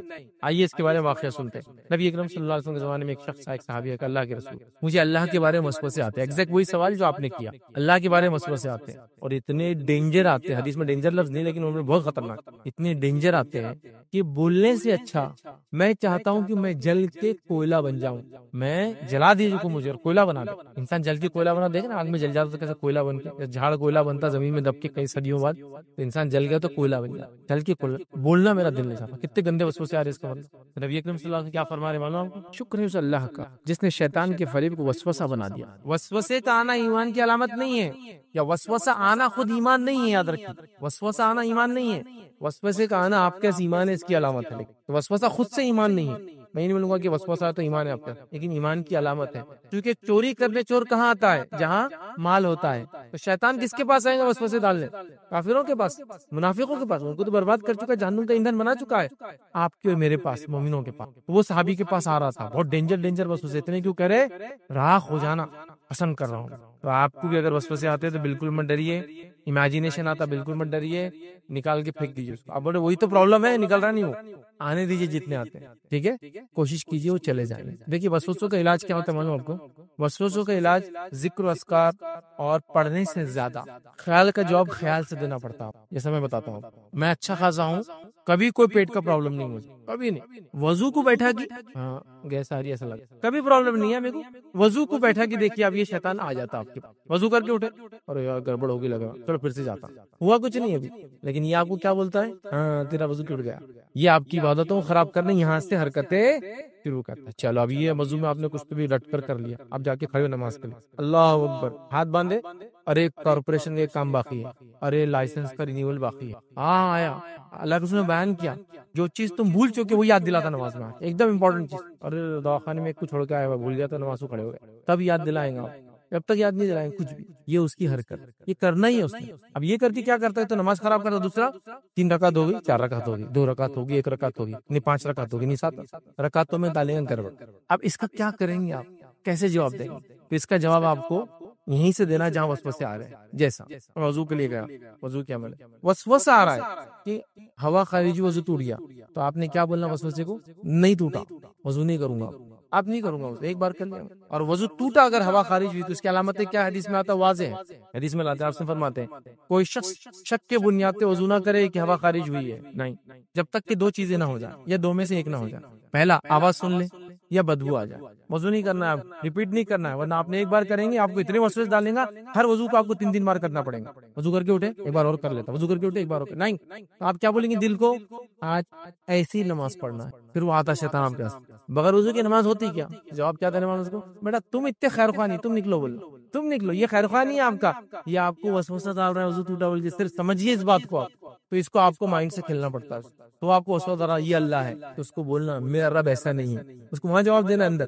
جیسا اس نے بول رہا یہ اللہ, آپ اعوذ باللہ اعوذ باللہ اعوذ باللہ, اتنا خطرناک وسوسہ آ گیا میرے کو اللہ کے بارے میں, نہیں ویسا نہیں, یہ اللہ نہیں ہے. آپ اس کو ریٹیلیٹ کرو, ذہن کے اندر وہ جیسا وسوسہ لا رہا ویسا اس کو رسپانس دو. وہ نہیں کریں گے آپ کو تو پوری زندگی خراب کر دیتا ہے لوگوں, اور کئی لوگوں کو ایسے وساوس بہت آتا ہے. تو آپ کیا کریں, وسوسوں کی حقیقت اور اس کا علاج میرا کمپلیٹ لیکچر ہے, 2 گھنٹے 12 منٹ کے قریب پورا لیکچر ہے. اسے کلپ مت دیکھیے, پورا لیکچر وہ کیجیے انشاءاللہ. بہت اچھے انداز سے یہ چیز کو آپ اس میں سمجھ پائیں گے کہ کیسا اس کا علاج کیا جائے گا.